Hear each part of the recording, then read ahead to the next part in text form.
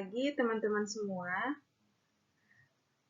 Materi kali ini adalah mengenai komunikasi keperawatan.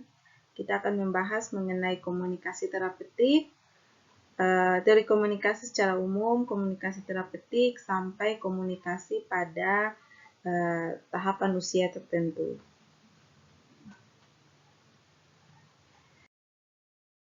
Baik, kalau teman-teman melihat gambar ini, di sini ada dua jenis gambar ya, ada yang sedang membaca, ada yang sedang berbicara satu dengan yang lain seperti itu. Nah, kedua gambar ini termasuk dalam konsep komunikasi, walaupun mungkin teman-teman bertanya-tanya, yang membaca tidak ada lawan bicaranya ya, tidak sedang bicara, apakah itu termasuk dalam komunikasi atau tidak, seperti itu. Kita akan lihat, akan kita simpulkan setelah kita membahas materinya. Nah, komunikasi sendiri berasal dari kata komunis ya, yang berarti berbagi sama. Ditinjau dari sisi komunikasi, sisi psikologi, komunikasi adalah proses penyampaian pesan yang bertujuan untuk saling memengaruhi antara seorang dengan suatu kelompok atau dengan orang lain yang melibatkan unsur-unsur psikologis manusia seperti unsur pemikiran, persepsi, opini, dan alat-alat penginderaan. Ketika kita berbicara tentang komunikasi, kita berbicara juga tentang bahasa verbal dan juga bahasa non-verbal yang bisa kita simpulkan dari persepsi kita dan pemikiran kita dan juga dari apa yang penginderaan kita tangkap seperti itu. Oleh karena itu, komunikasi dapat diartikan sebagai sebuah proses perpindahan informasi kepada orang lain untuk memengaruhi, membentuk, atau memodifikasi perilaku individu. Jadi ketika kita berkomunikasi, kita memiliki tujuan untuk memengaruhi setiap pemikiran orang lain tersebut, memengaruhi tindakan yang akan dilakukan seperti itu. Makanya ada istilah, kalau bicara itu pikirkan dulu. Karena kita selalu memiliki tujuan, berbicara itu dengan tujuan, jangan asal ceplos-ceplos seperti itu. Mungkin ada yang seperti itu, tetapi itu pun memiliki tujuan. Ada motif tersendiri ketika melakukan komunikasi seperti itu. Nah, komunikasi memiliki beberapa komponen. Setidaknya ada 4 komponen ya. S itu sender, R itu receiver, jadi ada yang mengirimkan pesan, ada yang menerima pesan, ada pesan itu sendiri, dan juga ada feedback. Setidaknya ada 4 ini ya. Kalau ini secara langsung, ini komunikasi secara langsung, jadi si sender atau si pengirim pesan mengirimkan pesan kepada receiver atau penerima secara langsung. Si penerima akan memberikan feedback kepada pemberi pesan. Bagaimana dengan komunikasi yang dilakukan secara tidak langsung? Nah, kalau tidak melakukan komunikasi secara langsung, berarti kita memerlukan sender, pengirim pesan, receiver, lalu kita membutuhkan media. Selain pesan itu sendiri, kita juga membutuhkan media untuk menghantarkan pesan itu kepada penerima pesan. Dalam hal ini, apa saja bisa digunakan? Kalau sekarang, kita mungkin lebih sering menggunakan media elektronik ya untuk mengirimkan pesan, misalnya menggunakan aplikasi-aplikasi tertentu di media elektronik yang kita miliki, ataupun menggunakan surat seperti itu, menggunakan secara tidak langsung kita memberikan pesan kepada penerima pesan. Media lainnya misalnya media cetak, koran, majalah, itu semua adalah media untuk menyampaikan pesan dari pemberi pesan.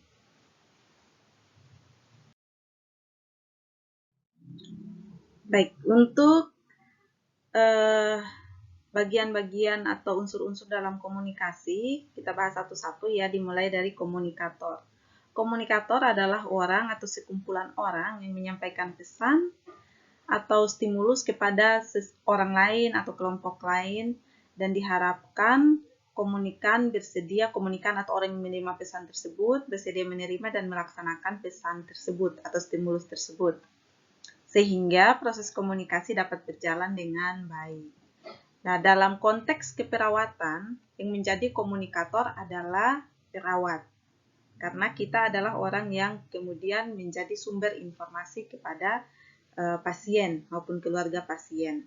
Di sini ada beberapa tugas dan fungsi dari komunikator. Yang pertama, sebagai sumber informasi. Perawat sebagai komunikator harus bisa menyediakan informasi keperawatan yang sesuai dengan kebutuhan klien. Kenapa? Karena kebutuhan klien itu berbeda-beda. Kebutuhan klien ada yang untuk meningkatkan kesehatan, ada yang untuk mengatasi masalah kesehatan, ada yang seperti yang saya bilang untuk meningkatkan status kesehatan saja, seperti itu. Contohnya orang yang sudah sehat namun ingin meningkatkan status kesehatannya agar lebih menjadi sehat lagi. Maka yang harus perawat lakukan adalah menjadi sumber informasi bagaimana caranya agar tingkat kesehatan atau status kesehatan dari orang tersebut bisa meningkat. Penyuluhan untuk makan makanan yang sehat, untuk berolahraga itu menjadi salah satu tindakan yang bisa dilakukan. Tetapi kebutuhan untuk mengatasi masalah kesehatan artinya terdapat masalah kesehatan yang sedang mengganggu pasien gitu kan, atau klien. Jadi sumber informasi yang bisa diberikan adalah bagaimana cara untuk mengurangi nyeri. Karena masalah kesehatan itu gangguan yang sedang dialami oleh klien kita adalah nyeri misalnya. Atau bagaimana cara untuk mengatasi atau mengurangi sesak nafas yang dirasakan oleh pasien. Itu adalah salah tugas pertama yang bisa dilakukan oleh perawat dengan menyediakan informasi. Yang kedua adalah selector information atau penyeleksi informasi. Perawat harus bisa memilih-milih dan menentukan setiap pesan apa yang akan disampaikan kepada pasien. Tidak bisa semua pesan dapat disampaikan kepada pasien atau semua informasi disampaikan. Karena ini tergantung lagi kebutuhan pasien seperti apa, usianya pasien seperti apa. Ketika memberikan informasi kepada anak-anak, tidak mungkin kita berikan informasi yang begitu luas, yang begitu dalam seperti ketika kita berikan kepada orang dewasa, seperti itu kan. Nah, itu fungsinya untuk menyeleksi setiap informasi yang kita berikan. Lalu sebagai manajer information, perawat harus dapat menciptakan dan mengatur suasana komunikasi yang baik. Dapat memperhatikan dan mempertimbangkan setiap umpan balik komunikasi yang diberikan oleh lawan bicara atau oleh si komunikan, seperti itu. Jadi perawat harus bisa mengatur, kalau misalnya orangnya sudah bosan, ya sudah di stop dulu komunikasinya, jangan dilanjutkan, mungkin akan dilanjutkan di lain waktu. Atau misalnya orangnya menggebu-gebu seperti itu, ingin mengatakan terus berbicara, ingin mengeluarkan informasi, ingin terus melanjutkan komunikasi yang dilakukan, maka perawat harus bisa menyesuaikan diri, bisa memanage. Kalau misalnya waktunya sudah habis, maka apa yang harus dilakukan oleh perawat? Seperti itu. Atau waktunya hampir habis tapi belum dapat informasi yang diinginkan. Misalnya ketika melakukan pengkajian, wah ini kontrak waktunya 10 menit, pasien tidak boleh banyak duduk, misalnya tidak boleh banyak bicara karena akan mengeluarkan energi, dapat mempengaruhi sakitnya pasien. Apa yang harus perawat lakukan? Harus bisa memanage waktu dengan baik. Pasiennya sangat kooperatif dan sangat semangat nih. Lalu perawat harus buat apa seperti itu? Ya harus disampaikan dengan baik bahwa nanti akan dilanjutkan lagi di sesi kedua misalnya, seperti itu. Itu untuk manager information. Lalu perawat sebagai evaluator. Jadi mengevaluasi setiap informasi yang diberikan oleh pasien, seperti itu. Apakah yang diberikan itu sudah sesuai dengan apa yang ingin kita gali, yang diberikan oleh pasien itu jangan sampai ya ini yang sering terjadi, terkadang pasien berbohong ya.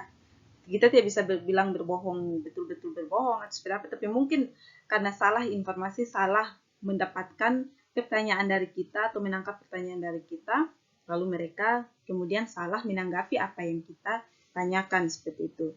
Banyak kejadian ketika pasien karena mungkin merasa cemas juga, kemudian tidak jujur dengan tenaga kesehatan. Oleh karena itu, fungsi dari komunikator di sini, dalam hal ini perawat, adalah untuk mengevaluasi setiap hal yang diberikan oleh komunikan atau penerima pesan. Setiap feedback ya, setiap umpan balik. Keterampilan yang harus dimiliki oleh perawat, seperti yang teman-teman lihat di slide ini, menguasai masalah keperawatan, itu yang pertama. Kenapa harus menguasai? Karena kita sebagai sumber informasi. Sekali lagi, ini berhubungan dengan fungsi dan tugas komunikator yang ada di slide sebelumnya. Jadi, kuasai dulu masalah keperawatan yang sedang dihadapi oleh pasien itu apa. Dari situ, berangkat dari situ, kita akan dengan mudah memberikan informasi kepada klien. Yang kedua, kita harus menguasai penggunaan bahasa. Kadang-kadang bahasa ini yang membuat miss di antara orang yang memberikan pesan dan orang yang menerima pesan. Oleh karena itu, sebenarnya perawat sudah diajarkan untuk menguasai beberapa bahasa, sebisa mungkin bahasa Indonesia dengan baik dan benar, lalu penggunaan bahasa secara internasional, dan juga penggunaan bahasa lokal, di mana perawat ditempatkan, perawat harus bisa mempelajari, setidaknya bisa menggunakan bahasa lokal dengan baik, tidak harus benar betul-betul sempurna gitu kan, tetapi harus menggunakan bahasa lokal dengan baik, sehingga komunikasi yang terjalin bisa terjalin dengan lebih maksimal seperti itu. Apalagi kalau kita kaitkan dengan ciri khas dari prodi kita ya, adalah keperawatan transkultural seperti itu. Kita harus bisa menguasai bahasa, bisa menguasai kondisi sosial budaya di daerah tempat kita bekerja nantinya. Itu yang diharapkan dari perawat sebagai seorang komunikator. Kenapa? Karena terkadang bahasa yang sama bisa menyebabkan beda interpretasi, seperti itu. Bahasa di sini ada dua jenis ya, bahasa verbal dan bahasa non-verbal, dan harus dikuasai semuanya. Dan ini berhubungan lagi dengan kondisi sosial, agama, dan juga budaya yang ada di daerah setempat atau wilayah setempat. Ketiga, memahami kondisi klien. Di sini kita pahami secara sosio-kultural dan spiritual. Jadi secara holistik, mengenal konsep diri. Nah, konsep diri yang dimaksud di sini adalah kita kenal dulu siapa kita sebagai perawat, aktualisasi diri kita, lalu kesadaran diri kita, siapa saya. Nah, ini teman-teman pasti sudah pernah pelajari di psikologi ya, seperti itu ya. Ini tidak terlalu saya bahas di sini. Teman-teman bisa cari teorinya seperti apa. Kita harus kenali dulu konsep diri kita sebelum kita mengenali kondisi klien dengan baik. Bagaimana apa yang saya rasakan ketika misalnya mengalami sesuatu yang menyakitkan, baik secara fisik maupun psikologis.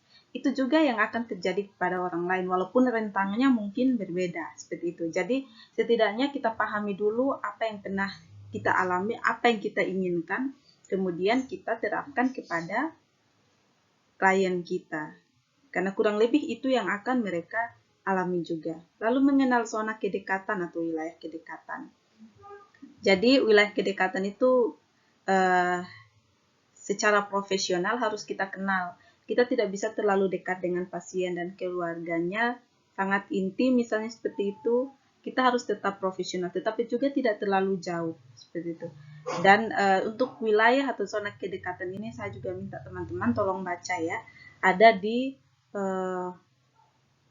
buku-buku mengenai keperawatan, komunikasi keperawatan.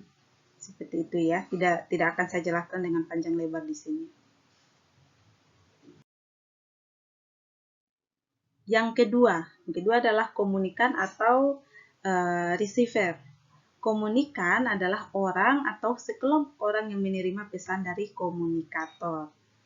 Nah, ini ada beberapa pedoman yang diharapkan dapat dimiliki oleh komunikan sehingga proses komunikasi berjalan dengan baik. Yang pertama, komunikan itu harus memiliki kemampuan komunikasi yang baik, menerima pesan yang baik dari orang lain dan meneruskan kepada diri sendiri. Itu harus dimiliki yang pertama. Kalau kita memberikan komunikatornya memberikan pesan dengan sangat bagus, tetapi di tengah-tengah pesan itu, perjalanan pesan itu ke orang yang menerima, terdapat gangguan di sana. Misalnya orang yang menerima tidak bisa melihat tetapi kita berikan pesan lewat gambar misalnya, yang harus dilihat, yang harus dibaca.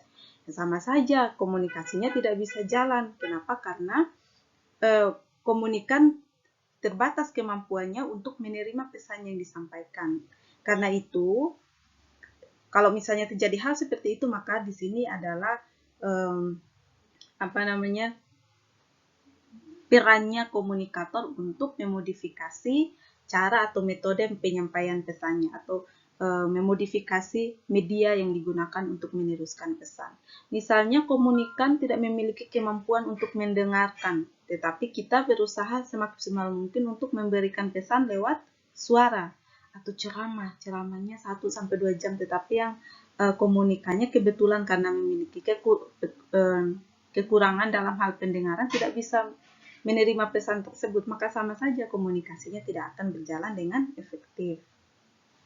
Yang kedua adalah kesamaan tujuan dan juga pengalaman antara komunikan dan komunikator. Nah, ini yang saya berhubungan lagi dengan di slide sebelumnya, bahwa komunikator kita harus mengenal konsep diri kita sebelum kita mengenal klien atau orang lain, seperti itu. Kalau kita memiliki tujuan yang sama, kita memiliki pengalaman yang mungkin mirip, maka komunikasinya akan berjalan dengan lebih mulus ya, dibandingkan kalau si A membicarakan hal A misalnya, membicarakan hal B misalnya, sedangkan si C membicarakan hal D, kan tidak nyambung jadinya kan.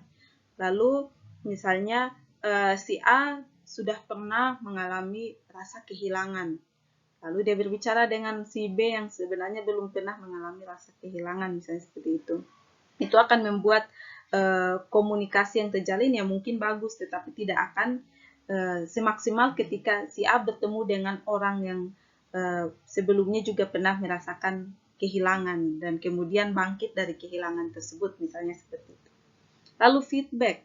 Harus ada feedback ya. Kalau dalam proses komunikasi selalu harus ada feedback atau umpan balik dari komunikan maupun komunikator. Jangan sampai ketika komunikator memberikan pesan, lalu komunikan atau receiver memberikan feedback, tidak ada feedback lagi dari si komunikator.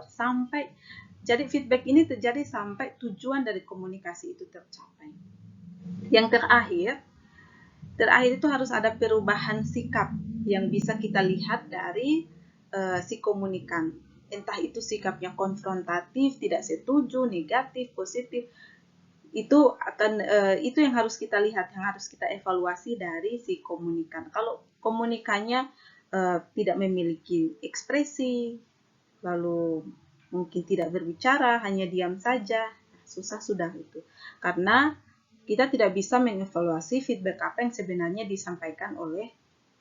ingin disampaikan oleh si komunikan atau receiver. Ini pedoman umum ya dalam memahami komunikan.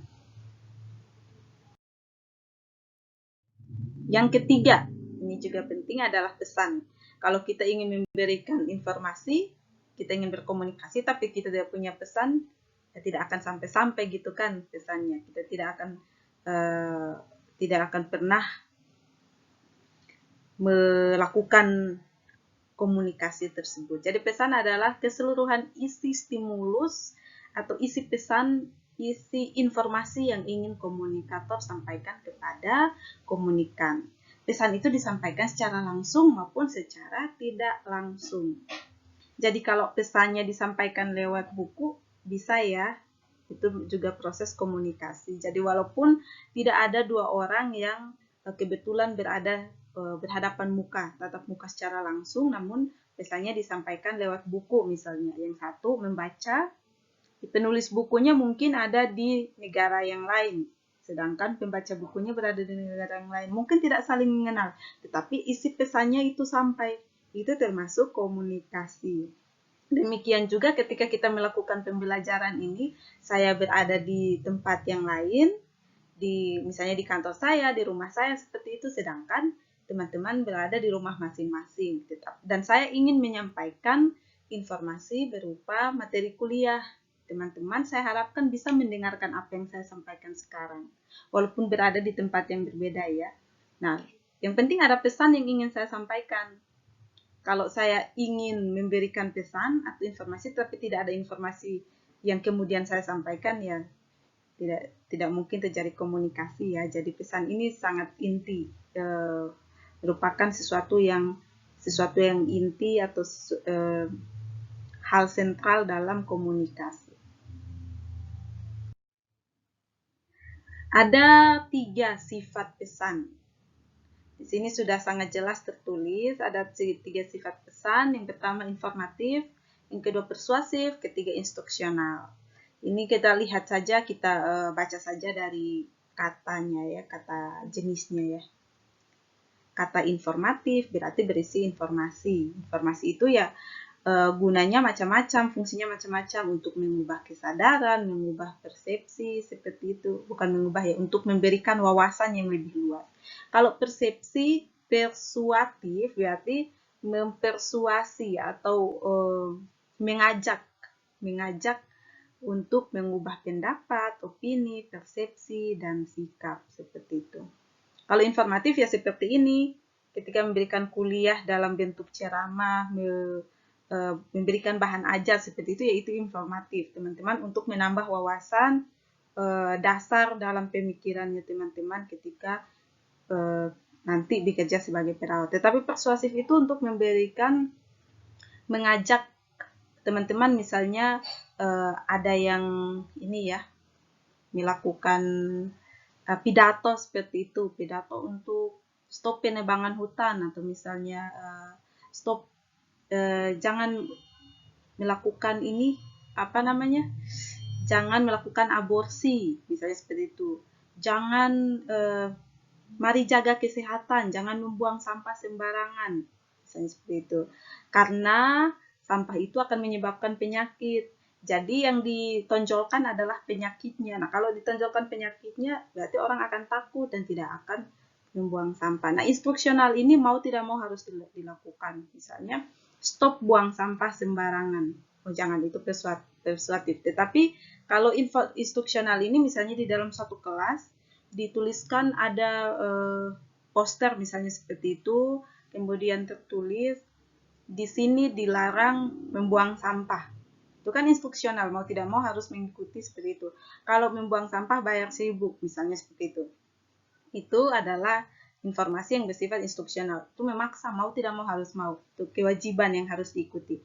Atau ketika melakukan praktik harus menggunakan baju seragam. Kalau tidak menggunakan baju seragam, tidak ikut praktik. Itu informasi yang instruksional. Jadi tidak ada tawar-menawar. Kalau persuasif mungkin ada tawar-menawar, tetapi instruksional sudah bersifat mengikat. Ini contohnya ya. Kalau ayo sekolah berarti informasi yang bersifat persuasif, mengajak ya, sifatnya mengajak. Sedangkan bagaimana cara untuk mencegah demam berdarah? Ada 3 cara. Nah, itu adalah informasi atau pesan bersifat informatif, memberitahu bahwa ada 3 cara untuk mencegah demam berdarah, seperti itu: mengubur, menutup, dan menguras tempat penampungan air. Kalau stop, please no smoking here, berarti ini suatu perintah ya, tidak boleh merokok di sini, jangan parkir di sini misalnya. Itu adalah pesan yang bersifat instruksional. Yang keempat adalah media komunikasi. Media merupakan sarana ya, fasilitas yang digunakan untuk memindahkan pesan dari komunikator ke komunikan. Ada 4 jenis media, yaitu media antar pribadi, media kelompok, media publik, dan media massa. Kalau media antar pribadi itu media yang hanya digunakan untuk memberikan pesan antar pribadi, misalnya HP, misalnya pesan pendek lewat HP, atau DM, mungkin seperti itu ya. Japri ya, seperti itu. Kalau media kelompok, misalnya ketika ya, saya berikan contoh yang sering kita temui saja ya, media grup WA misalnya seperti itu. Media publik lebih luas lagi, misalnya poster yang atau spanduk yang dipasang di kota, misalnya seperti itu, spanduk mengenai informasi penerimaan mahasiswa baru, misalnya seperti itu. Kalau media massa yang paling luas, kenapa? Karena bisa menjangkau lebih banyak masyarakat, misalnya media televisi ya, media elektronik televisi, internet, lalu surat kabar seperti itu. Kalau media publik itu yang bisa ditemui, tetapi itu bersifatnya hanya lokal saja seperti itu. Yang terakhir adalah umpan balik. Ini sudah saya sampaikan sebelumnya ya. Jadi umpan balik adalah respon yang kita harapkan bisa diberikan kepada sumber pesan atau kepada komunikator dari si penerima pesan. Ada beberapa jenis umpan balik yang perlu. Yang pertama itu feedback menurut sumbernya ya. Feedback menurut menurut jenisnya, salah saya. Menurut jenisnya ada feedback eksternal, itu kita terima langsung dari komunikan. Jadi komunikator adalah orang yang akan menerima feedback, dan karena berasal dari luar, dari komunikan, maka disebut dengan external feedback. Internal feedback adalah bentuk umpan balik yang diterima si komunikator dari komunikan, tetapi berasal dari bukan dari komunikan, tetapi berasal dari komunikator itu sendiri. Teman-teman mungkin seharusnya sudah pernah melakukan internal feedback ini ketika berbicara dengan diri sendiri ya. Ketika saya berbicara dengan orang lain, ketika saya mengajar misalnya seperti itu, lalu saya mendengarkan atau mendapatkan feedback dari teman-teman. Ada yang sudah kelihatan bersemangat, ada yang menjawab dengan bersemangat, ada yang memberikan pertanyaan seperti itu. Tetapi dalam pikiran saya juga memberikan feedback terhadap apa yang saya sampaikan itu. Saya berpikir sepertinya mereka sudah sangat bosan dengan ini. Atau misalnya saya berpikir, wah ini sepertinya sudah banyak yang capek nih, harus diselesaikan sekarang juga. Walaupun saya secara eksternal menerima umpan balik dari teman-teman, tetapi saya juga memberikan umpan balik kepada apa yang saya pikirkan saat itu. Itu adalah internal feedback. Selanjutnya adalah direct feedback.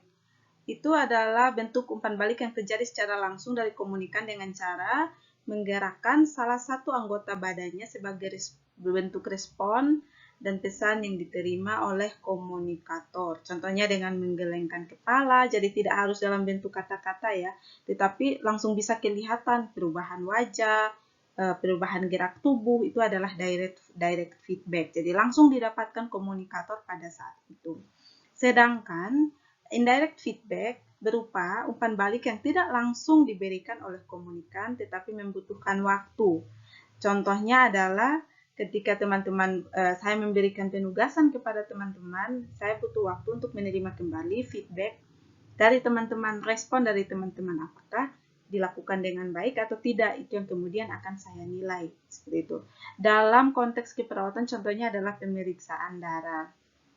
Ketika kita melakukan komunikasi kepada pasien untuk melakukan pemeriksaan darah misalnya, pasien akan memberikan respon, tetapi hasil dari pemeriksaan darah klien itu sendiri baru kita terima misalnya 1 atau 2 jam kemudian. Terakhir adalah inferential feedback, kita terima dari komunikan, tetapi komunikan ini menggunakan komunikasi massal. Jadi contohnya adalah ketika kita menyimpulkan bagaimana sekelompok remaja menggunakan alat kontrasepsi pada usia remaja, misalnya seperti itu. Jadi ini adalah feedback yang didapatkan dari banyak orang, tetapi dikumpulkan oleh komunikator. Contohnya adalah ketika melakukan penelitian. Penelitian adalah salah satu contoh dari bagaimana memperoleh feedback, inferential feedback. inferential feedback ini.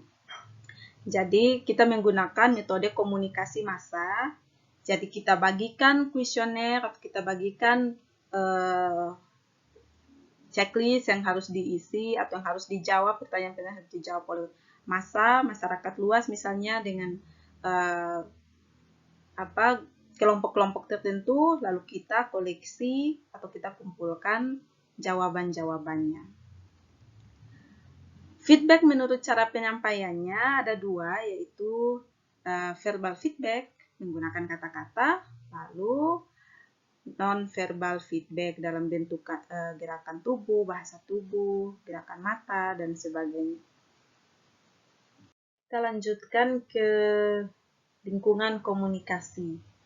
Nah, dalam komunikasi, setidaknya ada 4 aspek dalam konteks lingkungan yang saling berinteraksi dan saling memengaruhi, diantaranya yang nampak dalam slide ini. Yang pertama adalah lingkungan fisik. Nah, lingkungan fisik ini seperti bentuk, letak, tata ruang, atau suasana fisik, contohnya seperti rumah, sekolah, dan klinik. Lingkungan fisik ini berkaitan dengan segala sesuatu yang bisa dilihat. Lingkungan dalam artian fisik ya. Lalu lingkungan psikologis seperti seberapa besar keterikatan seseorang secara interpersonal, bagaimana persahabatan seseorang dengan orang lain, atau seberapa besar permusuhan dengan orang lain, seberapa besar formalitas, level formalitas ataupun informalitas dalam suatu komunikasi, atau peran yang diharapkan diperankan oleh seseorang. Jadi kalau contohnya ketika kita melakukan komunikasi di kelas atau komunikasi secara formal, maka kita dituntut untuk melakukan komunikasi dalam lingkungan yang lebih formal. Kalau misalnya kita di kelas, kita diharapkan untuk tidak melakukan komunikasi yang informal, misalnya tidak menggunakan pakaian yang tidak semestinya, seperti itu. Itu semua masuk dalam lingkungan psikologis, termasuk keterikatan interpersonal yang seperti yang dibilang tadi ya, kalau seberapa besar ketika kita melakukan komunikasi dengan orang lain, seberapa besar kedekatan kita dengan orang tersebut akan mempengaruhi bagaimana nantinya hasil dari komunikasi itu, atau seberapa besar kita membenci seseorang atau mungkin suatu kelompok seperti itu. Untuk lingkungan sosial adalah tata aturan di masyarakat atau nilai-nilai budaya, norma-norma atau hukum. Jadi lingkungan sosial itu segala sesuatu yang berada di sekitar kita, yang ada di masyarakat, yang mengatur semua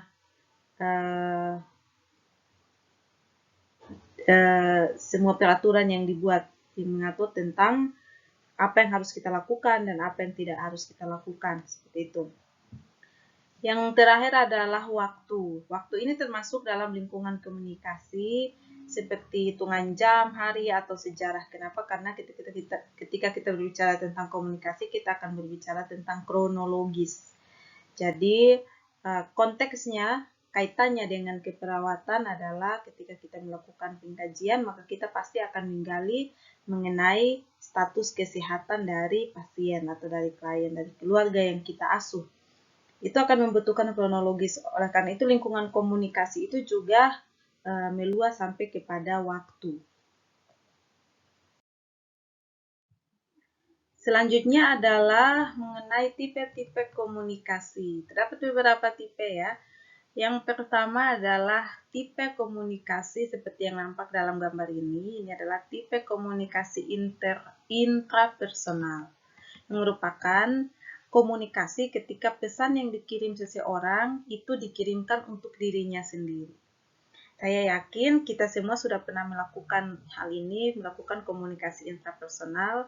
Contohnya ketika kita ingin keluar atau kita ingin menemui seseorang, kemudian kita bingung, kita galau, misalnya pakaian mana yang akan kita gunakan, outfit apa yang akan kita gunakan, itu adalah salah satu bentuk dari komunikasi intrapersonal, sehingga yang kita lakukan adalah melakukan pembicaraan atau komunikasi dengan diri sendiri.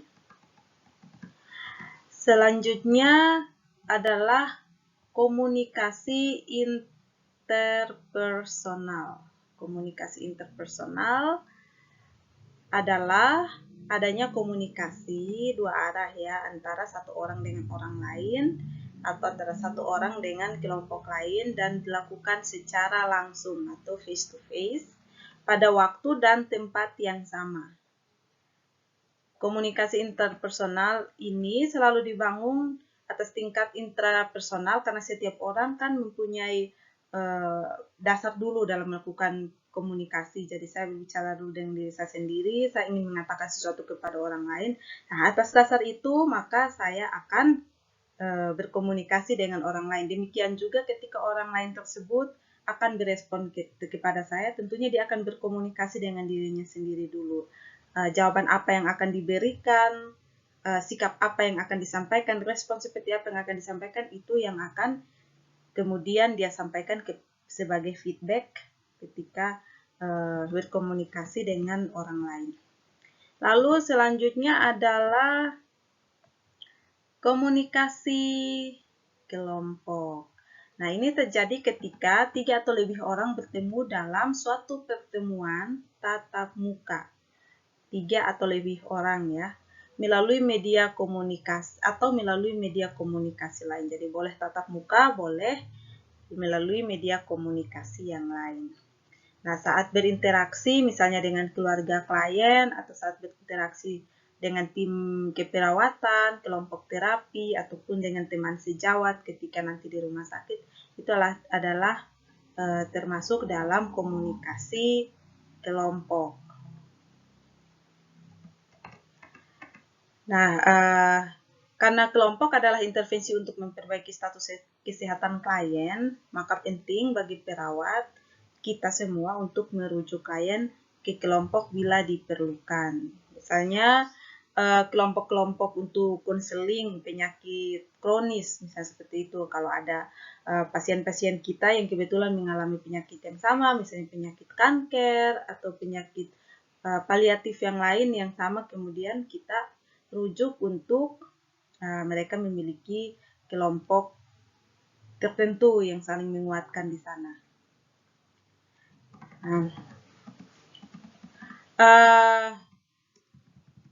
Selanjutnya adalah kita lihat lagi kalau masih ada.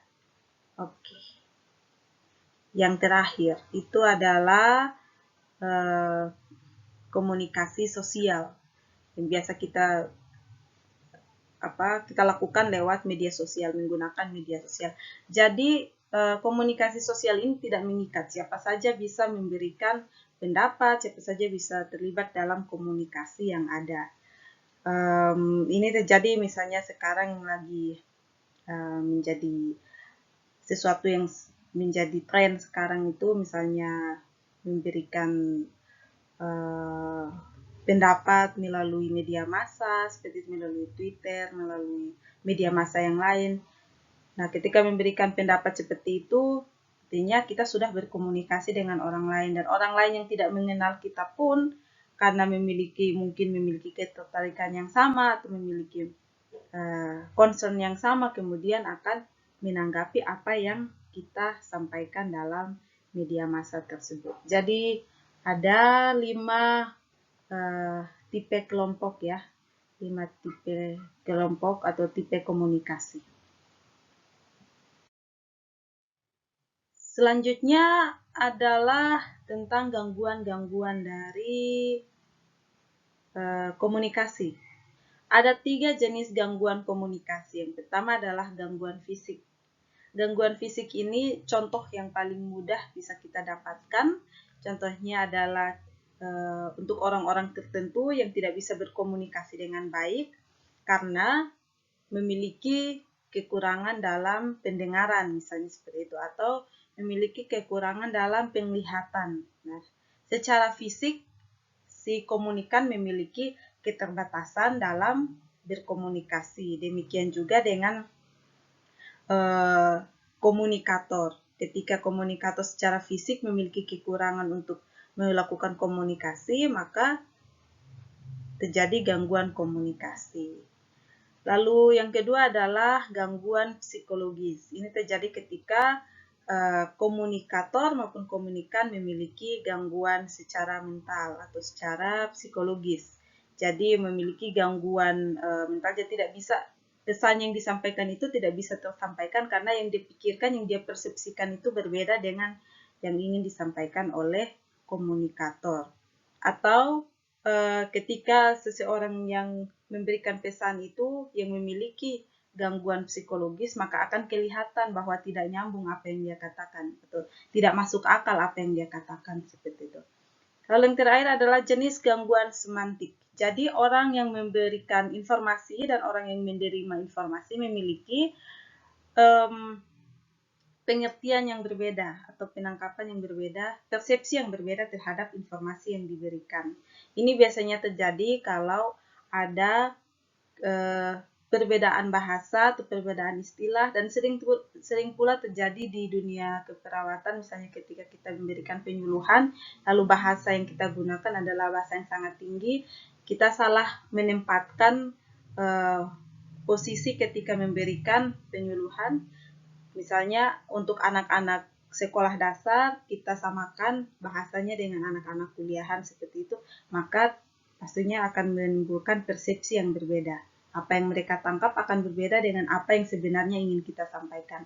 Jadi ada 3 ya jenis gangguan dari komunikasi. Fisik itu termasuk juga ketika ada gangguan-gangguan di lingkungan secara fisik, misalnya terlalu bising, terlalu gelap.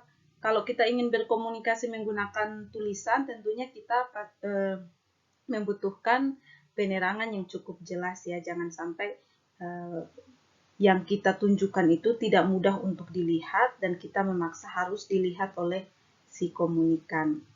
Atau ketika kita berbicara menggunakan bahasa, suara, jangan sampai suara kita yang kurang kencang atau orang yang mendengarkan ternyata tidak bisa mendengarkan dengan baik karena tertutupi kebisingan-kebisingan seperti itu, terlalu ribut di lingkungan fisik maksudnya ya. Nah, ini gangguan-gangguan dari komunikasi. Komunikasi dalam keperawatan sendiri merupakan upaya yang sistematis, jadi tidak sembarangan ya melakukan komunikasi dalam dunia keperawatan.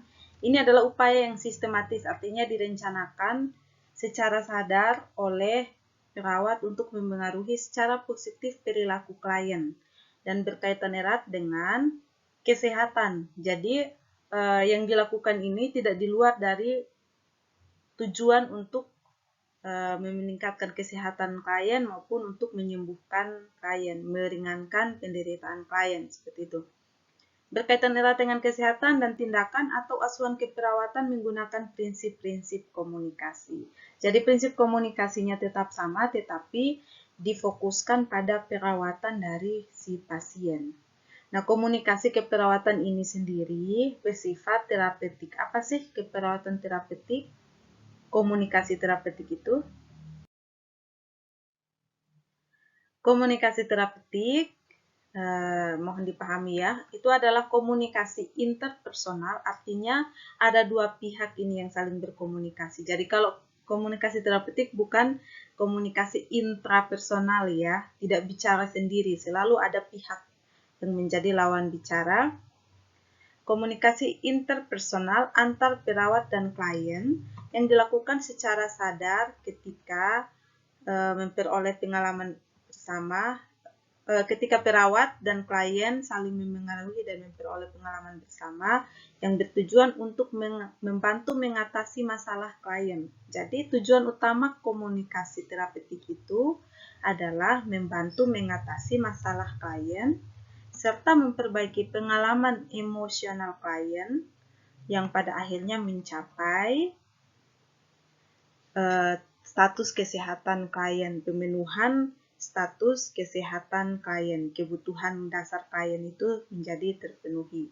Jadi ingat kata kuncinya ya, yang pertama itu komunikasi terapeutik itu komunikasi interpersonal, yang kedua itu saling memengaruhi, yang ketiga tujuannya adalah untuk membantu mengatasi persoalan klien, untuk memperbaiki pengalaman emosional klien, dan tujuan akhirnya adalah mencapai pemenuhan kebutuhan dari klien.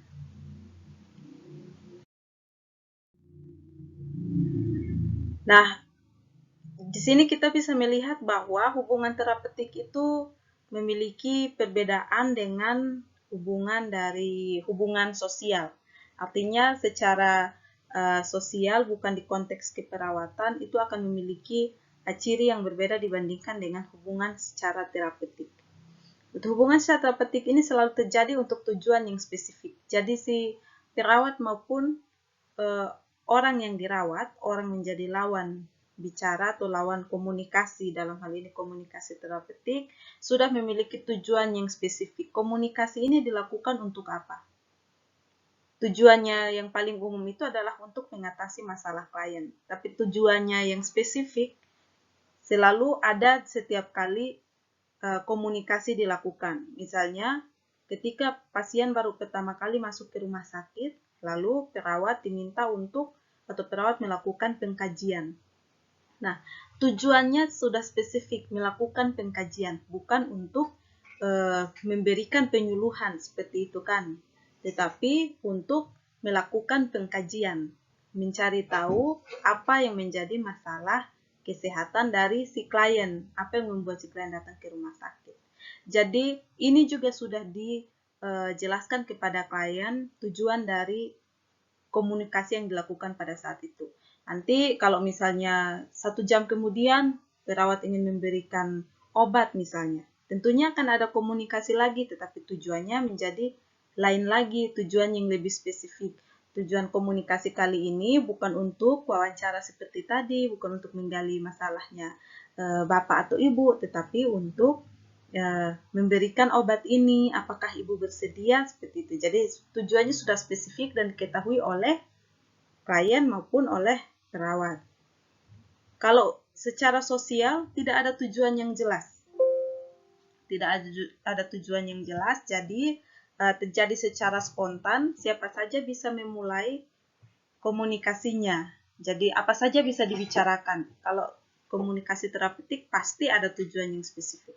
Yang kedua, orang yang terlibat jelas spesifik. Ada perawat dan klien. Kalau komunikasi sosial siapa saja bisa ada.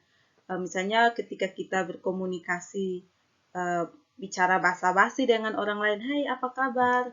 Oh, lagi sakit ya, cepat sembuh ya." Siapa saja bisa melakukan pembicaraan seperti itu dengan orang yang sakit. Tetapi untuk hubungan terapeutik, komunikasi terapeutik, orang yang terlibat cukup jelas dan spesifik, yaitu perawat dan klien. Di luar itu bukan merupakan hubungan terapeutik. Lalu yang ketiga, perawat dan klien memberikan informasi yang berbeda. Jadi harus ada salah satu sebagai penyedia informasi dan salah satu yang membutuhkan informasi. Tidak ada dari kedua-duanya yang kemudian memberikan informasi yang sama. Karena perawat membutuhkan informasi dari klien terkait dengan status kesehatannya, sedangkan klien memberikan informasi terkait apa yang masih kurang dari dirinya untuk dipenuhi oleh perawat. Misalnya masih kurang pengetahuan kah, masih kurang informasi kah, seperti itu. Yang keempat, dibangun atas dasar untuk memenuhi kebutuhan klien yang berbeda dengan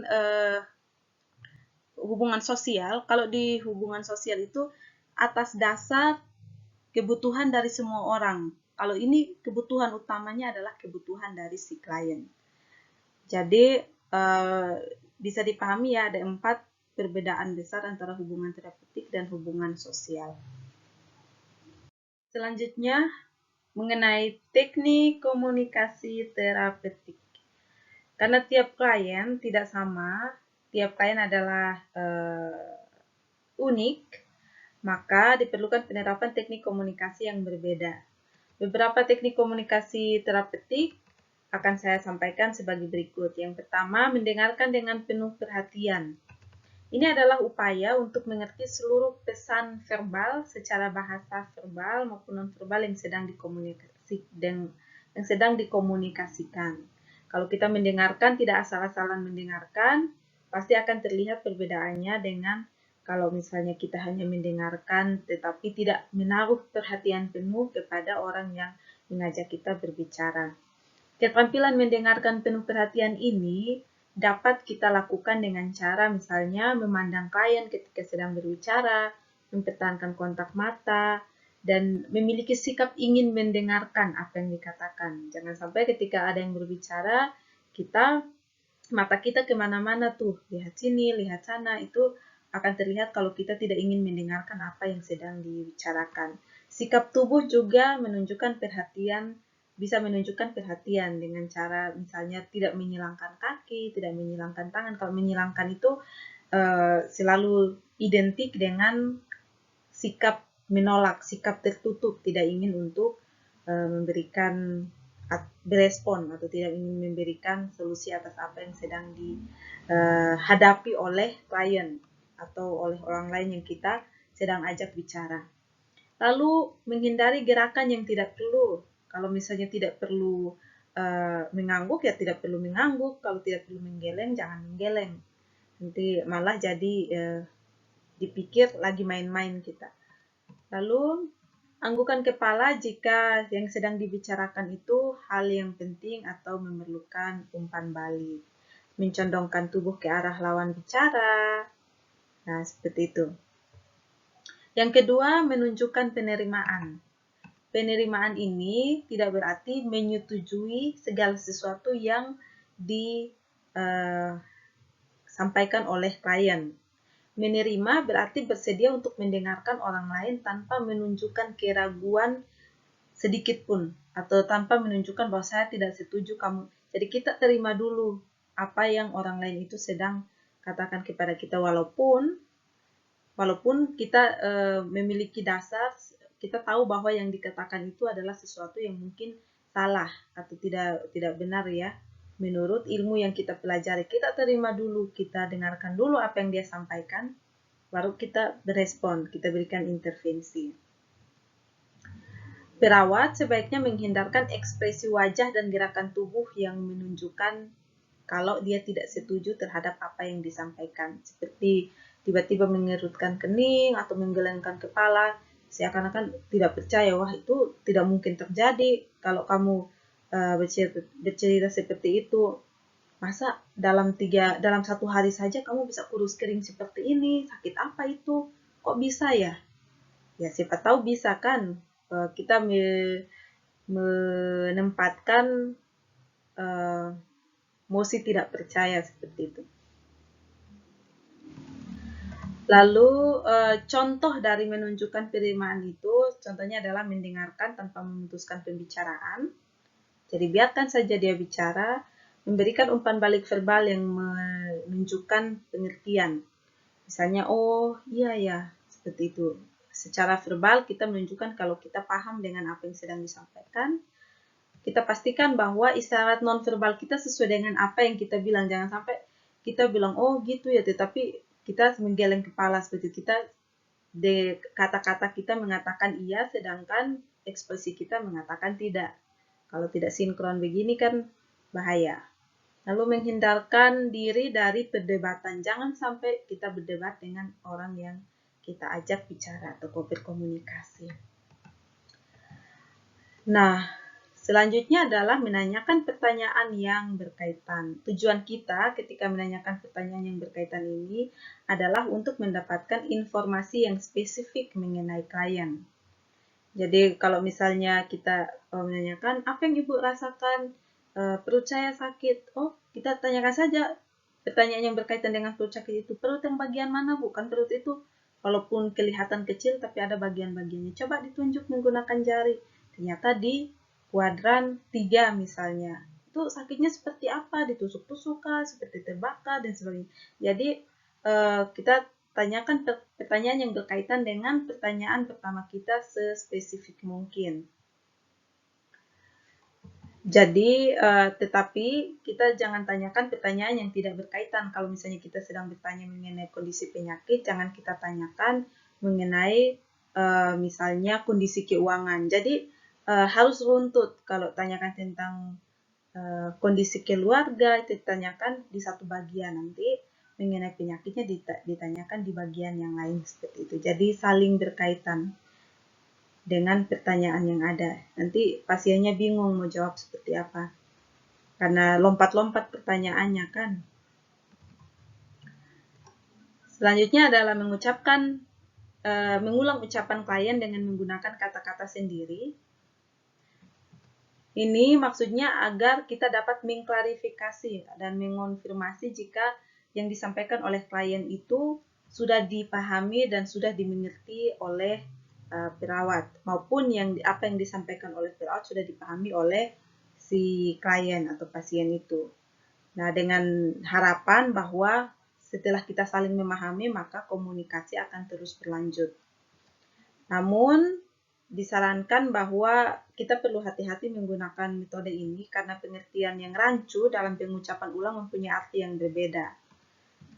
Contohnya seperti ini, ketika klien mengatakan, saya tidak dapat tidur, sepanjang malam saya terjaga, saya tidak bisa tidur semalaman ini karena saya terjaga terus. Perawatnya mengatakan, saudara mengalami kesulitan untuk tidur ya, seperti itu. Nah, kita harus melakukan pengulangan kata-kata seperti yang disampaikan oleh klien tersebut, lawan bicara kita, tapi jangan sampai kesimpulan kita berlebihan. Jangan sampai sebenarnya itu bukan yang disampaikan oleh klien, tetapi karena kita sudah melakukan kesimpulan seperti itu, maka klien juga mengiyakan. Jangan sampai seperti itu ya. Jangan memancing klien untuk mengatakan sesuatu yang sesuai dengan keinginan kita. Jadi, karena itu kita harus melakukan klarifikasi jika terjadi kesalahpahaman. Kalau misalnya di tengah pembicaraan lalu kita tidak memahami apa yang disampaikan oleh klien atau apa yang disampaikan oleh klien mungkin agak aneh menurut kita, maka kita perlu untuk menghentikan pembicaraan itu dulu, minta interupsi untuk menyamakan persepsi atau pengertian mengenai hal tersebut. Karena ini akan mempengaruhi ketika kita akan memberikan asuhan keperawatan. Lalu dengan memfokuskan metode, hal ini dilakukan dengan tujuan untuk membatasi bahan pembicaraan. Jangan sampai pembicaraannya kemana-mana, apalagi kalau kliennya adalah lansia. Lansia itu kan kalau bicara kita memberikan satu pertanyaan, misalnya pertanyaan terbuka, apa yang Bapak rasakan? Nanti yang dijawab itu bukan saja apa yang dia rasakan sekarang, tapi apa yang dia rasakan bertahun-tahun yang lalu. Itu akan diceritakan, anaknya berapa, cucunya berapa, semua akan diceritakannya.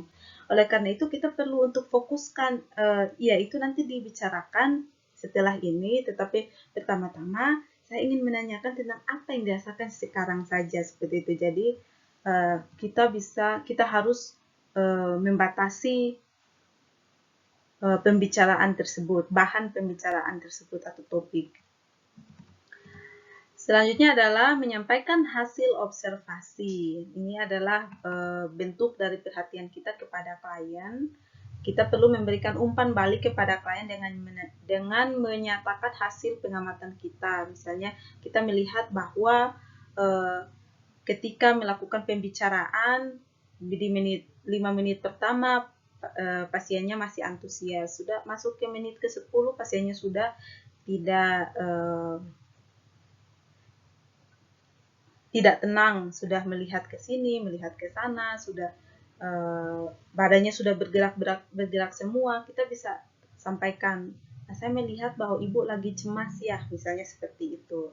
Apakah betul? Ya, seperti itu. Kalau misalnya itu yang terjadi, ya sudah, kita tidak perlu melanjutkan komunikasi, bisa kita lanjutkan di kali yang akan datang, di waktu ketika ibu sudah tenang, misalnya seperti itu. Kita juga bisa menawarkan informasi tambahan. Ini memungkinkan klien bisa lebih memahami keadaan dirinya. Misalnya, ketika kita sedang berbicara mengenai kita sedang melakukan pengkajian tentang klien dengan penyakit hipertensi. Ketika melakukan komunikasi tersebut, mungkin klien ingin menanyakan tentang informasi lain selain itu. Kita bisa tawarkan juga, apakah ibu ingin berbicara mengenai misalnya makanan yang baik untuk menurunkan hipertensi atau untuk menjaga agar tensinya tetap normal, tidak tinggi, seperti itu, mencegah tingginya tensi, seperti itu. Kita bisa menawarkan informasi tambahan selagi si klien atau si pasiennya mau untuk meneruskan komunikasi. Selanjutnya adalah diam. Diam adalah salah satu teknik komunikasi terapeutik yang baik, karena dengan diam kita memberikan kesempatan kepada perawat dan klien untuk mengorganisir pikirannya, untuk mengatur kembali pikirannya, apa yang mau dia sampaikan, apakah sudah betul, apakah ada yang ingin diklarifikasi. Penggunaan metode diam ini sebenarnya membutuhkan keterampilan dan ketepatan waktu. Jangan sampai kita diam di saat yang tidak tepat, gitu kan. Dan itu membutuhkan intuisi yang tinggi, kapan harus diam, kapan harus bicara. Kalau diam-diaman berarti jadinya tidak enak kan, lingkungan psikologisnya jadi tidak mendukung sekali untuk melanjutkan komunikasi. Nah, selanjutnya meringkas. Nah, meringkas ini mengulangi ide utama apa yang dikomunikasikan. Ini seperti mengonfirmasi lagi apa yang disampaikan oleh perawat maupun oleh pasien. Misalnya setelah 10 menit melakukan pembicaraan, oke, baik Bu, jadi kesimpulannya dari tadi saya sudah berbicara tentang ini dan ini. Saya sudah berbicara tentang tanda-tanda dari penyakit hipertensi, pencegahannya seperti apa, pengobatannya seperti apa. Kita ringkas lagi apa yang kita sampaikan, dengan harapan itu akan tetap tertanam di pikirannya klien. Selanjutnya memberikan penghargaan. Nah, memberikan salam saja dan dengan menyebut nama klien saja itu sudah termasuk penghargaan terhadap klien sebagai individu. Itu sebagai klien sebagai manusia seutuhnya. Kita perlu untuk memberikan penghargaan tidak hanya dalam bentuk ini ya, pujian, tetap dengan menyebut nama, dengan memberikan salam sesuai dengan yang biasanya dilakukan atau memanggil dengan nama yang disukai, itu akan membuat pasien menjadi lebih memiliki rasa percaya diri yang tinggi. Selanjutnya menawarkan diri. Karena menawarkan diri ini kita lakukan karena kemungkinan ada klien yang ketika melakukan, walaupun sudah direncanakan ya komunikasinya akan dilakukan, tetapi mungkin belum siap untuk berkomunikasi secara verbal dengan orang lain. Sehingga perawat harus membuat atau melakukan tindakan ini, menawarkan diri, menawarkan kehadirannya dan rasa tertariknya untuk berbicara dengan klien tersebut. Dan ini harus dilakukan dengan tulus. Kalau tidak, klien yang tidak ingin untuk dilibatkan dalam perbincangan tersebut atau komunikasi tersebut akan menolak. Selanjutnya adalah memberikan kesempatan kepada klien untuk memulai pembicaraan. Ini jika klien kita lihat cukup kooperatif dan kita berikan kesempatan agar klien berinisiatif dalam memilih topik pembicaraan. Semakin klien diberikan kebebasan, maka komunikasinya akan berjalan lancar karena klien akan berkurang rasa cemasnya karena diberikan kebebasan untuk memilih mau bicara apa dulu, misalnya seperti itu. Jadi kita biarkan klien untuk merasa ragu-ragu untuk tenang, kemudian kita bisa memberikan kesempatan untuk berinisiatif apa yang mau dibicarakan. Seperti itu. Selanjutnya adalah menganjurkan untuk meneruskan pembicaraan. Ini jika klien sudah karena hal-hal tertentu tiba-tiba berhenti, tidak melakukan pembicaraan, tidak melanjutkan pembicaraan, maka kita diam dulu, berikan kesempatan kepada klien untuk memikirkan apa yang mau dibicarakan, lalu kita arahkan agar klien bisa melanjutkan lagi pembicaraannya. Kita bisa mengarahkan dengan memberikan diskusi yang lebih lanjut. Misalnya, kita bilang, wah setelah itu apa yang terjadi? Bisa diteruskan, lalu kita menunjukkan ketertarikan terhadap apa yang sedang dibicarakan tersebut. Sehingga membuat si klien lebih semangat dalam menceritakan apa yang sedang ada di pikirannya. Lalu menganjurkan klien untuk menguraikan persepsinya. Ini bukan presesi ya, persepsinya. Tadi ada satu ya, refleksi yang terakhir. Nah, menganjurkan klien untuk menguraikan persepsinya, ini contohnya adalah apa yang Anda pikirkan tentang ini. Menurut Ibu, penyakit hipertensi itu apa? Menurut Ibu, sakit ginjal itu yang seperti apa? Soalnya persepsi orang itu berbeda-beda. Ada yang melihat dari sudut pandang fisik, ada yang melihat dari sudut pandang paliatif. Wah, sakit ginjal itu parah, sakit ginjal itu rentan dengan kematian. Operasi sesar itu pasti menakutkan karena namanya operasi pasti orang akan ini rentan untuk meninggal misalnya seperti itu karena harus dioperasi begitu dan sebagainya. Anjurkan kepada klien, berikan kesempatan agar mereka dapat menyampaikan apa yang ada di pikiran mereka. Refleksi. Kalau refleksi, menganjurkan klien untuk mengemukakan dan menerima ide dan perasaan sebagai bagian dari diri sendiri.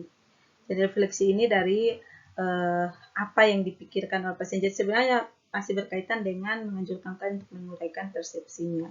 Bagaimana perasaan ibu? Apakah hari ini sudah baikan? Bagaimana menurut ibu kalau kita melakukan tindakannya sekarang, misalnya seperti itu.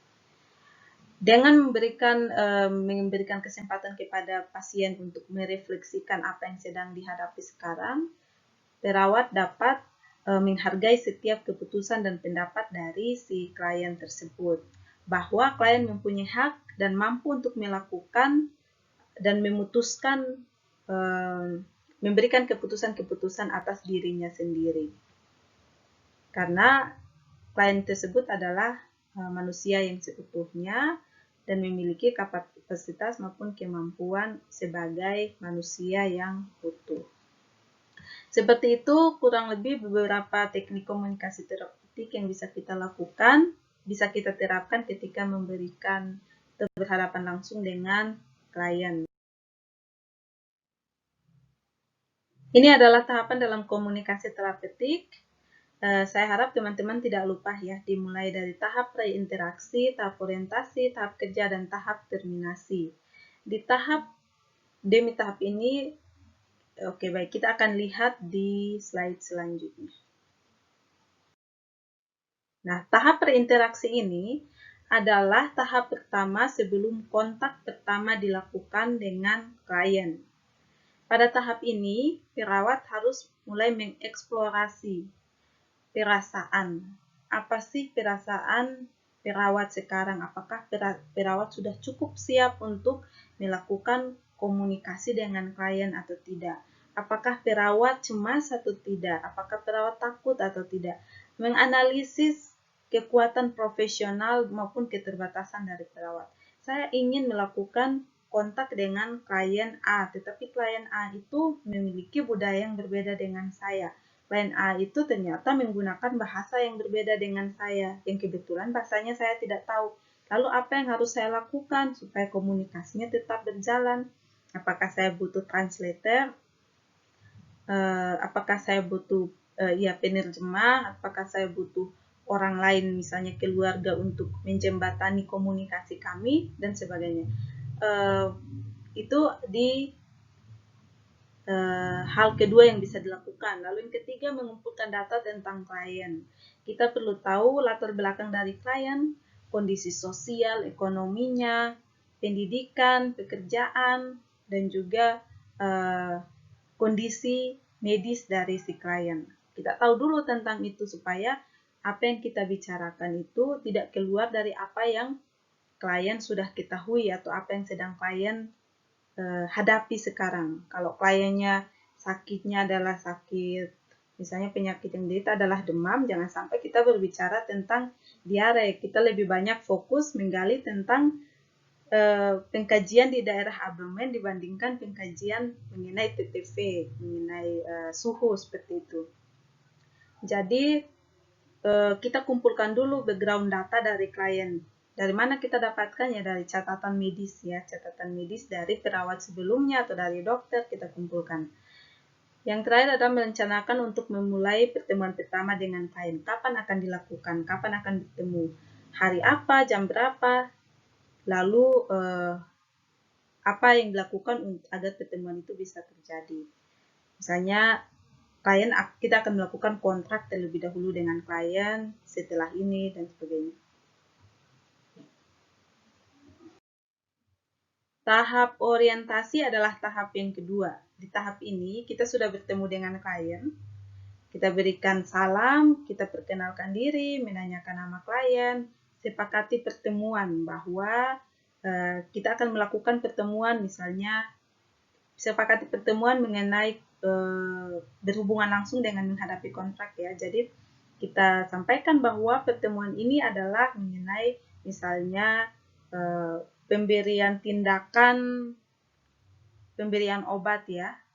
Ini kira-kira 5 menit saja waktunya. Si klien harus setuju bahwa dia akan terlibat dalam pemberian obat ini untuk dirinya sendiri. Artinya dia bersedia untuk diberikan obat ya. Itu termasuk dalam menyepakati pertemuan dan menghadapi kontrak. Lalu memulai percakapan awal.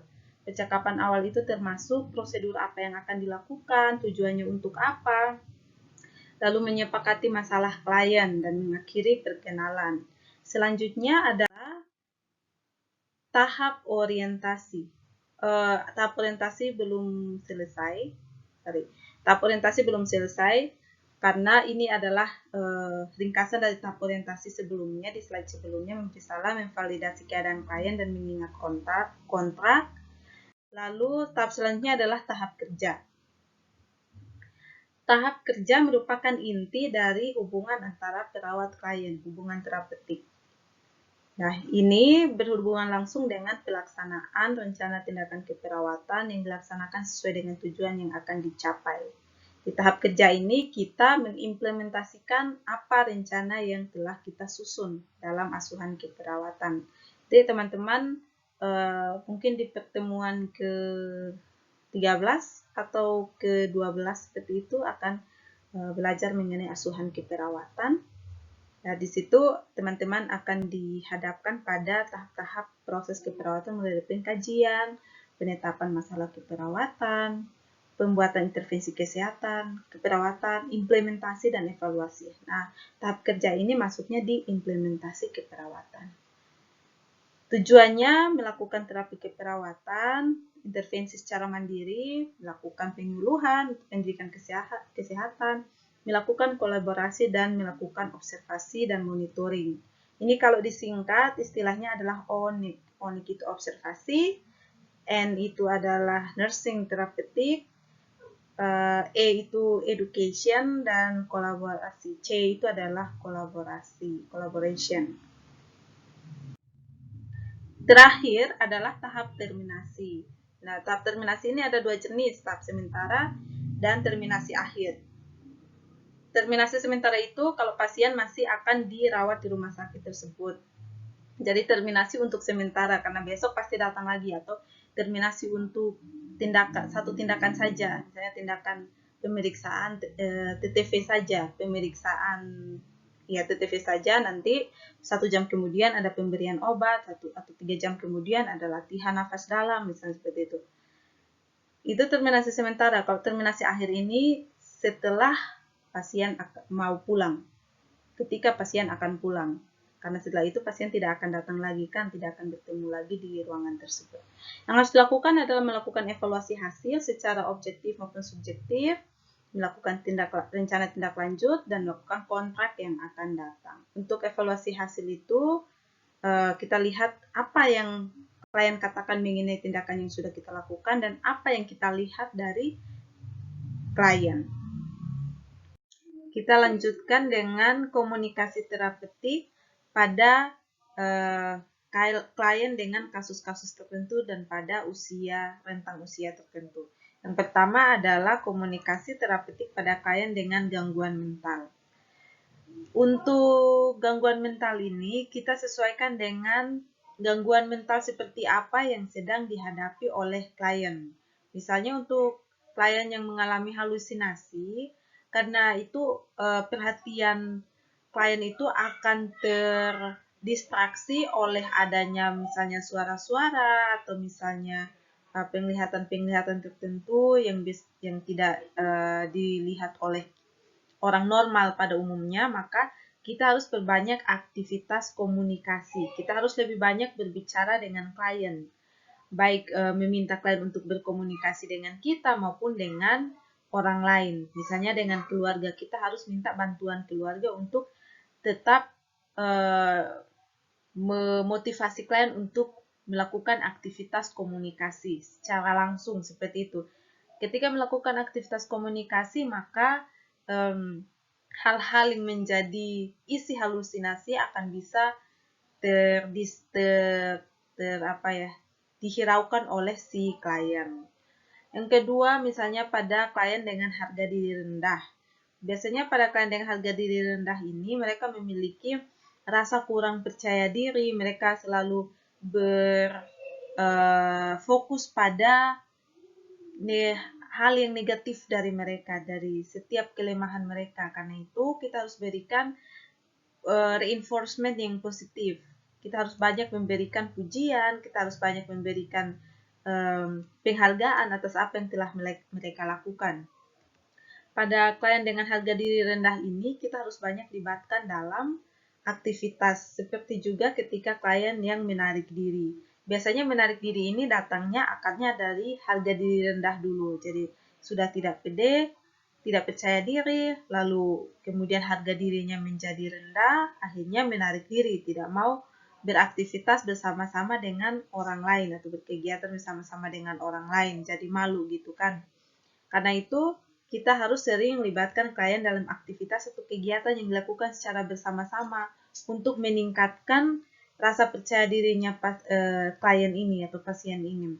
Ketika itu sudah kita lakukan dan klien berhasil melakukan hal itu, maka yang harus kita lakukan adalah memberikan pujian, memberikan penghargaan. Kenapa? Karena dengan penghargaan, maka klien akan merasa dihargai, akan merasa kembali seperti memiliki tingkat kepercayaan yang tinggi untuk melakukan sesuatu.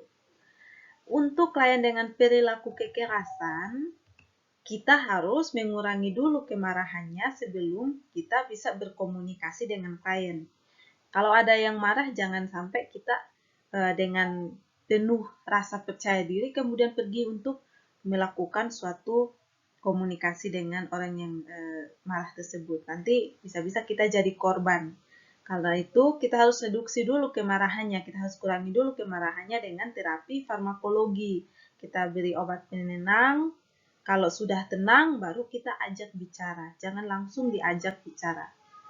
Nanti bisa memberikan dampak yang negatif bagi kita sebagai perawat. Selanjutnya adalah komunikasi terapeutik pada anak.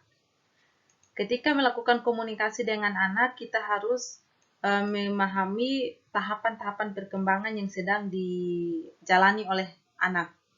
Nah, anak sendiri memiliki tahapan perkembangan yang sangat beragam karena usia anak itu rentangnya sangat besar, mulai dari anak usia 0 sampai 1 tahun hingga anak remaja sampai berusia 20 atau 21 tahun. Karena itu, ketika berhadapan dengan anak pada usia tertentu, kita harus menyesuaikan cara kita berkomunikasi dengan mereka. Yang pertama, prinsip pertama yang harus kita ingat adalah ketika kita berbicara dengan anak, kita harus gunakan bahasa yang sesuai. Dan bahasa itu bisa dan mampu dipahami oleh orang atau anak yang diajak berbicara. Jangan sampai kita menggunakan bahasa yang tingkat pemahamannya yang artinya sulit untuk dipahami oleh anak. Bahasa-bahasa yang sangat abstrak, jangan sampai kita gunakan pada anak apalagi usianya semakin rendah, seperti itu. Kita gunakan bahasa yang sesuai. Untuk anak yang usianya lebih rendah, lebih kecil, kita gunakan bahasa-bahasa yang teknis. Sedangkan untuk anak-anak yang sudah beranjak remaja maupun di remaja akhir, itu kita bisa gunakan bahasa yang abstrak. Tujuannya adalah agar anak bisa memahami apa yang kita sampaikan. Nah, kita sebagai komunikator berharap apa yang kita sampaikan dapat diterima dan dipahami oleh anak yang kita ajak bicara. Yang kedua, komunikasi terapeutik ini berhubungan dengan teknik yang kita gunakan. Ada komunikasi verbal dan juga komunikasi nonverbal. Jangan pernah kita melupakan kedua hal ini ya. Jadi untuk teknik komunikasi verbal yang dapat kita gunakan dan sering digunakan pada anak-anak, misalnya dengan cara bercerita, kita tidak bisa memberikan komunikasi verbal dengan cara misalnya ceramah pada anak-anak. Itu akan sangat membosankan dan hanya sedikit yang akan diterima oleh anak. Akan lebih bagus kalau kita bercerita atau bermain role play, melakukan permainan, melengkapi kalimat, dan sebagainya. Itu akan lebih mengenal, lebih tertinggal apa yang informasi yang kita sampaikan lebih dipahami oleh anak dibandingkan dengan ketika kita hanya misalnya berdiskusi atau memberikan ceramah kepada anak. Itu secara verbal. Sedangkan untuk nonverbal, kita dapat melakukan menggambar, kita dapat meminta anak untuk menggambar bersama keluarga, bermain, seperti itu menulis, seperti itu. Jadi banyak hal yang dapat kita lakukan terhadap anak disesuaikan dengan usia anak. Kalau anaknya belum bisa menulis, jangan diberikan komunikasi nonverbal berupa tulisan, nanti tidak bisa dipahami. Gunakan gambar atau gunakan permainan akan lebih efektif untuk anak.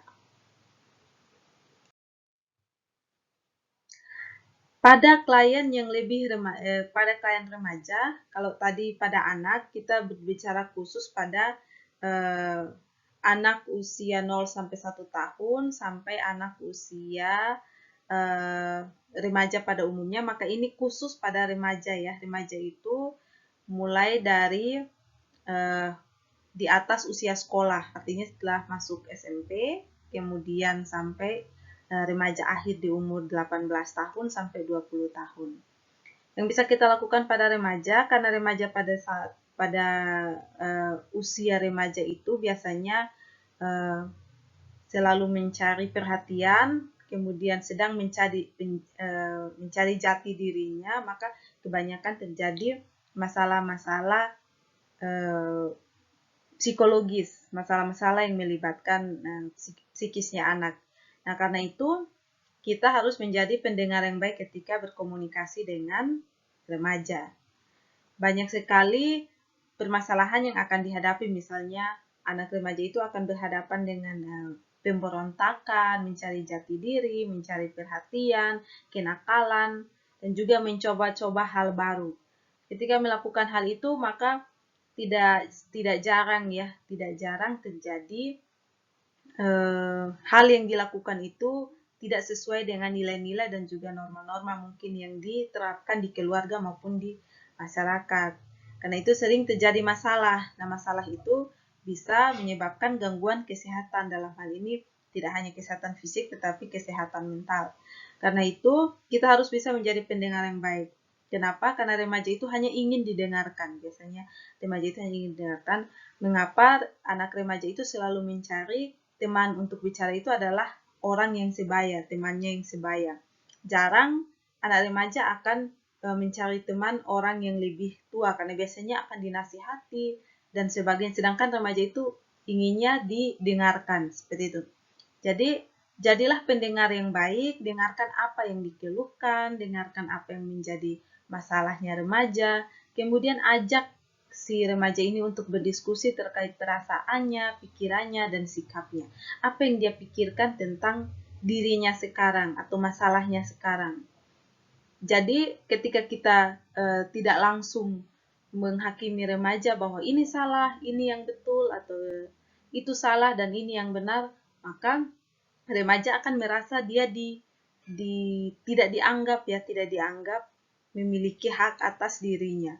Karena itu kita harus berdiskusi, menurutmu seperti apa? Kita tawarkan dulu, tanyakan dulu apa yang dia pikirkan mengenai masalah tersebut, lalu kita berdiskusi dengan dia, berikan jalan keluar. Nah, yang ketiga adalah memberikan support dan membantu menyelesaikan masalah. support ini yang paling penting. Terkadang support yang kita berikan bukan bermaksud mensupport apa yang mungkin secara negatif dilakukan oleh remaja, tetapi support yang kita berikan itu harus merupakan support untuk demi tujuan akhir yang lebih positif seperti itu dan membantu menyelesaikan masalah. Tentunya ini akan sangat cukup sulit dilakukan karena ketika remaja itu sudah berkeyakinan tentang satu hal akan sangat sulit untuk berpindah keyakinan ke hal yang lain, misalnya seperti itu. Tetapi dengan diskusi yang kita lakukan tadi, yang saya bicarakan tadi, maka diharapkan si remaja ini dapat mencari jalan yang terbaik seperti itu. Kalau kita sudah menjadi pendengar yang baik, kita berikan semua alternatif yang ada, bahwa masalahnya seperti ini, penyelesaiannya bisa A, bisa B, bisa C, seperti itu, kamu pilih yang mana, semuanya ada efek samping dan sebagainya. Kita berikan penawaran seperti itu, kita ajak dia berdiskusi, menurutmu bagaimana, maka tentu akan bisa menyelesaikan masalah yang sedang dihadapi. Ketika melakukan komunikasi dengan remaja, yang harus kita perhatikan juga adalah kita tidak boleh memotong pembicaraan dan kita tidak boleh berespon yang berlebihan ketika teman atau si remaja ini menunjukkan sikap yang emosional. Terkadang nanti nangisnya berlebihan, terkadang ya kalau mau dibilang itu lebay ya kalau sama remaja itu, tapi kita tidak boleh berespon yang berlebihan juga. Kita harus selalu terlihat netral di depan, di matanya remaja ini, walaupun penuh dukungan kepada dia supaya dia merasa diterima seperti itu. Lalu harus dapat menjadi sahabat, tempat berbagi cerita suka dan duka, duduk bersama remaja, memeluk, mungkin merangkul, mengobrol, mencengkrama dengan mereka. Tentu saja memeluk dan merangkul ini harus disesuaikan dengan keadaan ya, kondisi ya, dan juga sesuai dengan budaya masing-masing. Kalau tradisinya tidak boleh saling merangkul, ya jangan dirangkul, atau tidak boleh memeluk, ya jangan dipeluk. Kalau COVID seperti ini kan tidak harus menjaga jarak kan, berarti tidak boleh dilakukan ya. Nah, ini dilakukan ketika kondisi memungkinkan.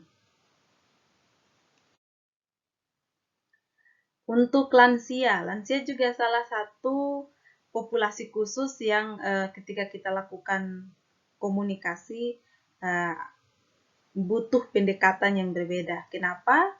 Karena biasanya lansia itu memiliki pengetahuan yang menurut mereka itu pengetahuan yang lebih banyak karena usianya mereka melampaui usianya kita ketika kita ingin memberikan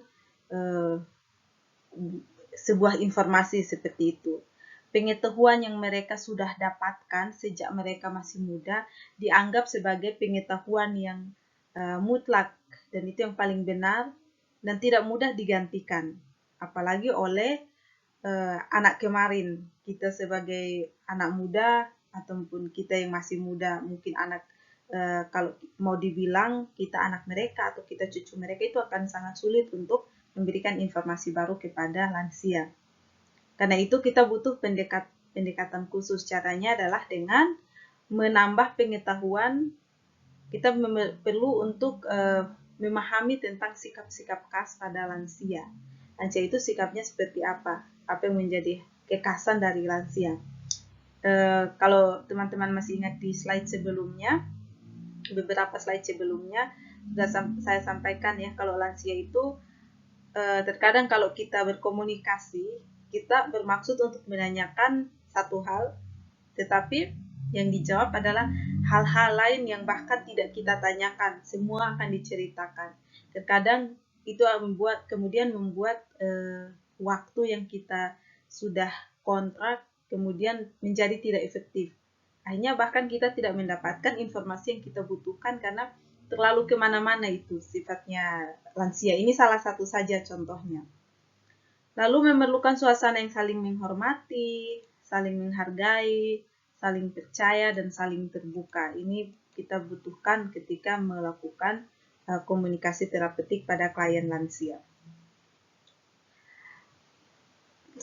Selanjutnya adalah menyampaikan pesan secara langsung tanpa perantara, saling mempengaruhi dan dipengaruhi serta berkesinambungan. Jadi kalau sama lansia itu jangan sampai kurangi memberikan pesan menggunakan media, harus secara langsung. Kenapa? Karena bisa menimbulkan persepsi yang berbeda atau pemahaman yang berbeda.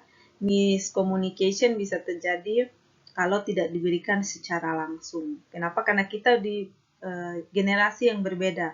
Mungkin budayanya sudah berbeda, tradisinya sudah berbeda, bahasa yang digunakan pun sudah berbeda. Mungkin kalau kita lebih tidak menggunakan bahasa dengan baik dan benar, mungkin akan berbeda pengertian dengan ketika kita berbicara kepada teman sebaya atau orang-orang yang satu generasi dengan kita, seperti itu. Lalu pada lansia yang perlu kita ingat, hal yang khas pada lansia adalah biasanya terjadi kesulitan komunikasi karena berkurangnya fungsi organ komunikasi dan perubahan kognitif. Biasanya lansia itu sudah mengalami penurunan pendengaran, penurunan penglihatan, seperti itu. Bahkan terkadang berbicara pun mulai susah, tidak jelas di pengucapannya. Mungkin karena giginya sudah rontok semua dan sebagainya. Dan juga perubahan kognitif. Kebanyakan lansia itu sudah mengalami penurunan daya ingat. Jadi ketika melakukan komunikasi dengan lansia perlu untuk diulang-ulang dan pastikan bahwa lansia tersebut tidak memiliki perubahan kognitif. Kalau pasiennya mengalami Alzheimer atau demensia seperti itu akan terjadi kesulitan komunikasi. Kita perlu untuk memodifikasi metode ketika kita berkomunikasi dengan lansia. Itu untuk komunikasi terapeutik pada klien lansia. Untuk klien dewasa, intinya ada 3 ya.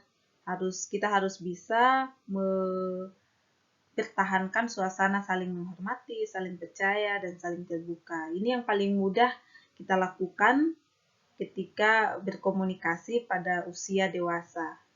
Kenapa? Karena kurang lebih usianya hampir sama ya, suasana, lingkungan, pengetahuan dan sebagainya hampir sama dengan kita, sehingga lebih mudah untuk diajak berkomunikasi dibandingkan dengan beberapa kelompok umur tadi sebelumnya.